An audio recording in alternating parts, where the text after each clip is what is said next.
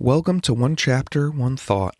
I'm Pastor Chris from Lincroft Bible Church in New Jersey, and every weekday I read one chapter of the Bible and offer one brief devotional thought. Today's reading is from the book of Proverbs, chapter 17. Better a dry crust eaten in peace than a house filled with feasting and conflict. A wise servant will rule over the master's disgraceful son, and will share the inheritance of the master's children. Fire tests the purity of silver and gold, but the Lord tests the heart. Wrongdoers eagerly listen to gossip. Liars pay close attention to slander. Those who mock the poor insult their Maker. Those who rejoice at the misfortune of others will be punished. Grandchildren are the crowning glory of the age. Parents are the pride of their children. Eloquent words are not fitting for a fool, even less are lies fitting for a ruler. A bribe is like a lucky charm. Whoever gives one will prosper. Love prospers when a fault is forgiven, but dwelling on it separates close friends.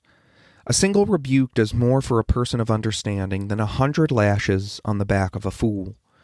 Evil people are eager for rebellion, but they will be severely punished.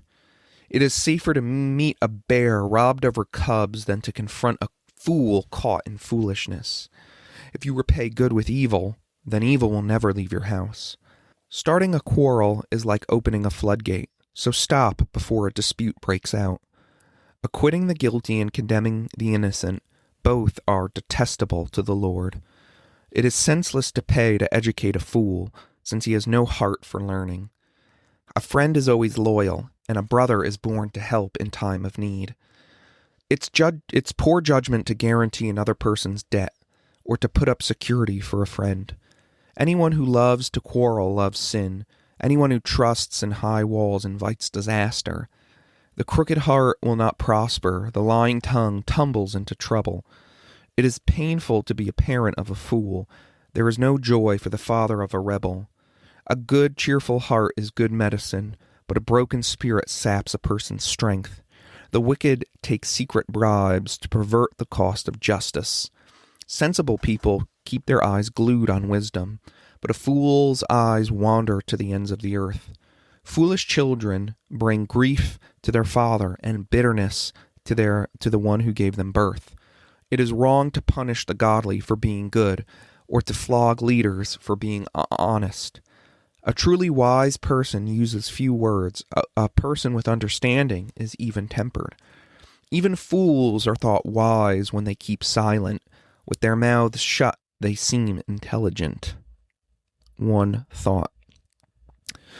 The wisdom found in Proverbs reorients our priorities, and it gives us a proper perspective on life. And one prominent area where we need recalibration is on our conception of what's known as the good life. The good life, or our conception of, what would make me happy. That needs to be brought in line with God's truth. Our world tells us the good life is more. More money, more things, more success, more relationships, more influence.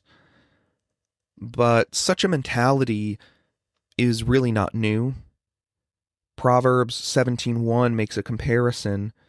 Better a dry crust than a house full of feasting.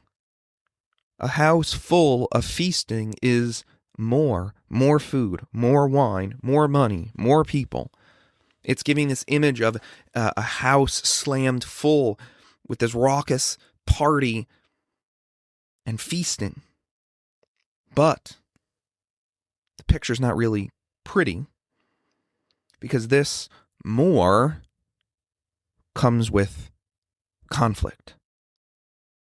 So Solomon turns our minds back to more important things. Better a dry crust eaten in peace.